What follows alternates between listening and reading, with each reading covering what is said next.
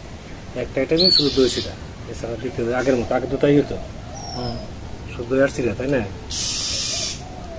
যে যত পারে।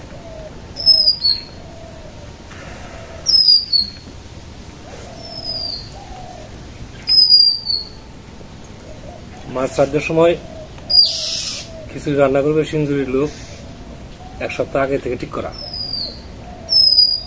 যেদিন শ্রাদ্ধ হবে তার আগের দিনও দেখা করছে আসবে, আর যেদিন শ্রাদ্ধ সেদিন আর একটা লোক পাওয়া গেল রান্না করা, কেউ আসে না। পরে সকল আলাদা রান্না করলো। কাজেই নিজেদের লোক বল না থাকলে বাড়িতে ঝামেলায় যাওয়াটা খুব একটা কষ্টের ব্যাপার। এইবার চিন্তা ভাবনা করছি যে শ্রাদ্ধের সময় শুধু দই আর চিরাই করবো, আর ওই বাড়তি খিচুড়ি বা অন্য কোনো কিছু আমাদের যাবো না।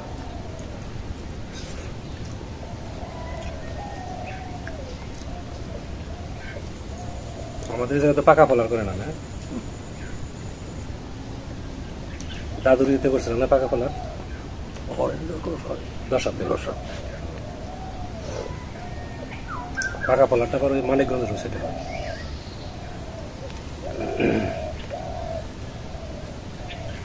তরকারিটা কিন্তু ভালো হয়েছে, তাই না? উত্তম আছে।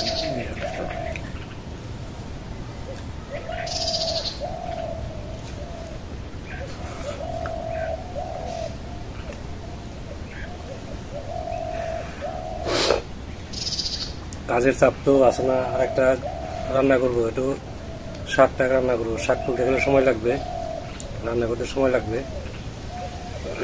কাজের কাজটাকে চাপে নিতে হবে, তারপরে অন্য কিছু।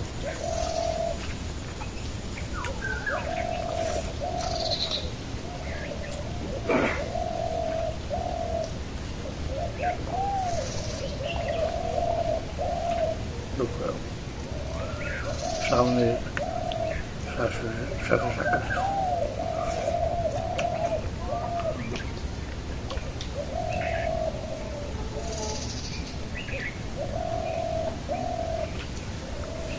গরম তরকারি গুলো তরকারি গরম, ভাত গরম।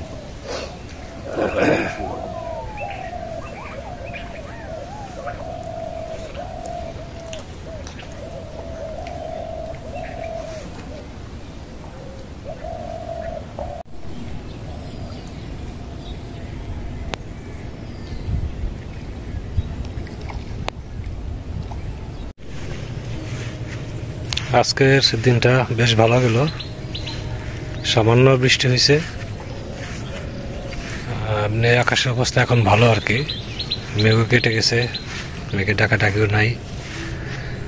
তো আজকে বৌদি কিভাবে মারা গেল জানতে চাইছিলেন, সেটা বলে দিলাম, শুরুতেই বলছি। সামনের অল্প কিছুদিন আছে, আমরা যেন সবাই সুস্থ থাকি, সুন্দর থাকি, আর বৌদির যে শেষকৃত অনুষ্ঠানটি সেটা যেন সুন্দরভাবে করতে পারি। আশীর্বাদ রাখবেন আমাদের সবার জন্য। আপনারা ভালো থাকেন, সুস্থ থাকেন, সুন্দর থাকেন, আর আমাদের পাশে থাকেন।